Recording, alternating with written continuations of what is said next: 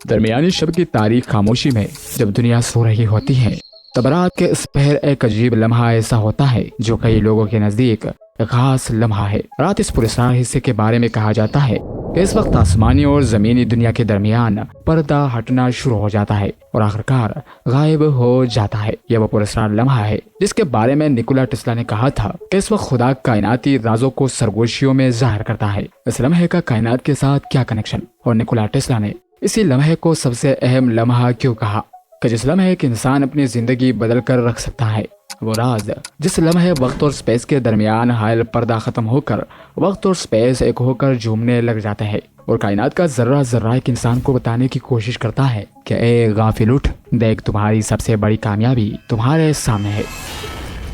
Nicolas Tesla ایک دوراندیش اور ذہین انسان تھا جس نے کائنات کے بڑے بڑے رازوں کو حل کیا تھا، اور آج سائنس ٹیسلا کی تحقیق کے بغیر ادھوری ہے۔ نکولا ٹیسلا کی کامیابی اور ذہانت کا راز اس کے سونے کے وہ عادات تھے جس کو اپنا کر وہ ایک کامیاب انسان بنا۔ نکولا ٹیسلا رات کے وقت 2 گھنٹے سوتا تھا اور دن کو کچھ دیر کے لیے آرام کرتا۔ اس کا ماننا تھا کہ اس کی نیند کے اس روٹین کی وجہ سے وہ اپنے کام کو بھرپور انرجی سے کر پاتا ہے۔ ٹیسلا نے ایک جگہ اس وقت کے بارے میں لکھا تھا جس کا ٹائٹل اس نے یہ دیا کہ خدا رات کے 3 بجے کیوں جاگتا ہے۔ یہ ٹائٹل کسی کی سمجھ میں نہیں آیا، لیکن جب اسے ٹیسلا کے نظریے سے دیکھا گیا تو بات یہ واضح ہونے لگی کہ رات کے 3 بجے کا یہ وقت ہی 24 گھنٹوں میں سب سے طاقتور اور اہم ترین وقت ہوتا ہے، اور اس وقت جاگنے والا اپنے جسم کے اندر ایک عجیب سے انرجی اور طاقت محسوس کرتا ہے، جیسے کوئی اندیکھی قوت اس کے جسم میں داخل ہو کر اسے اپنی زندگی کا پورا نقشہ سمجھا رہی ہو۔ ٹیسلا کا ماننا تھا کہ اس وقت ایک انسان کا دماغ سب سے زیادہ ایکٹیو ہوتا ہے۔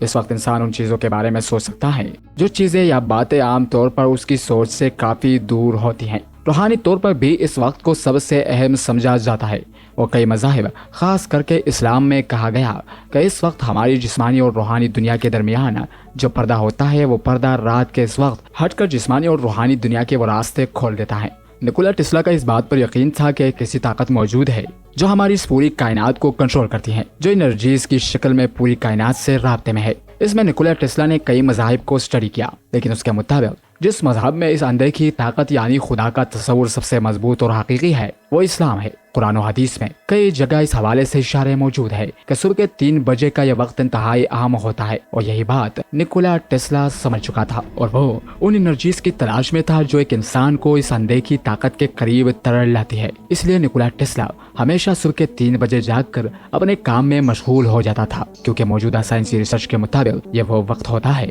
جب ہر طرف مکمل خاموشی کا راج ہوتا ہے اور ایک عجیب سا سکون فضا میں پھیلا ہوتا ہے، جس سے ایک انسان کا دماغ اس وقت سب سے زیادہ ایکٹیو ہوتا ہے اور اس کے سوچنے سمجھنے کی صلاحیت کئی گنا بڑھ جاتی ہے۔ ہمارے پیارے مذہب اسلام میں صبح کے 3 بجے کے اس وقت کو تہجد کا وقت کہا جاتا ہے، جس کے دینی اسلام میں انتہائی فضیلت بیان ہوئی۔ تہجد کی معنی ہے شب بیداری، رات کو جاگنا یا نیند توڑ کر اٹھنا۔ مطلب ہے کہ رات کو جاگ کر رات کے ایک حصے میں نماز پڑھی جائے یا سو کر دوبارہ اٹھ کر پڑھی جائے تو وہ نماز تہجد کہلاتی ہے، اور نفل نمازوں میں سب سے زیادہ فضیلت تہجد کو حاصل ہے۔ 1990 کی دہائی میں امریکہ کے سائنسی جریدے سائنٹیفک امریکن نے ایک ریسرچ چھپی تھی جو امریکہ کے یونیورسٹی آف پینسلوینیا میں کی گئی، جس میں انسانوں اور جانوروں کے دماغوں پر برقی الیکٹرانز لگا کر نیند کے دوران ان کے دماغوں کا تجزیہ کیا گیا۔ اس تحقیق سے پتہ یہ چلا کہ نیند کرنے کے بعد انسان کی یادداشت میں اضافہ ہوتا ہے۔ اس ریسرچ کے لحاظ سے رات کے آخری گھڑیوں میں جب بندہ نیند سے بیدار ہو کر تہجد کی نماز ادا کرتا ہے تو دعا کے دوران اپنی ماضی کی کوتاہیوں کو رات کی خاموشی میں آسانی سے یاد کر کے اللہ سے اس کی معافی مانگ سکتا ہے۔ میڈیکل سائنس کی روح سے دیکھا جائے تو میڈیکل سائنس کہتی ہے کہ صبح 3 بجے یعنی تہجد کے وقت اٹھنا جسم میں بیماریوں کو گھٹاتا اور دور کرتا ہے۔ صبح جلدی بیدار ہونے سے جسم میں جمع شدہ فضلات کو جسم سے جلدی خارج ہونے کا موقع ملتا ہے، جو کہ لیٹ اٹھنے کی صورت میں جسم میں رہ کر جسم کو نقصان پہنچا سکتے ہیں اور گردوں پر زائد بوجھ پڑتا ہے۔ اس کے علاوہ آکسیجن سے بھرپور صبح کی تازہ ہوا میں سانس لینے سے پھیپھڑوں اور دماغ کو تقویت ملتی ہے۔ ایک حدیث میں ہے کہ ہر رات کے پچھلے پہر اللہ ہماری اس دنیا کے آسمان پر نزول فرماتا ہے اور اعلان کرتا ہے کہ ہے کوئی مجھ سے دعا کرنے والا کہ میں اس کی دعا قبول کر لوں۔ اب غور کرے کہ یہ وہی اندیکھی قوت ہے جس کا ذکر نکولا ٹیسلا نے اپنی ریسرچ میں کیا اور کہا کہ یہ وقت انسان کی زندگی کا انتہائی اہم ترین وقت ہوتا ہے۔ حضور اکرم صلی اللہ علیہ وسلم جب نماز تہجد کے لیے بیدار ہوتے تو کمرے سے باہر صحن میں تشریف لاتے، آسمان کی جانب نگاہ اٹھاتے اور سورہ آل عمران کی آخری آیات تلاوت فرماتے۔ اس کے بعد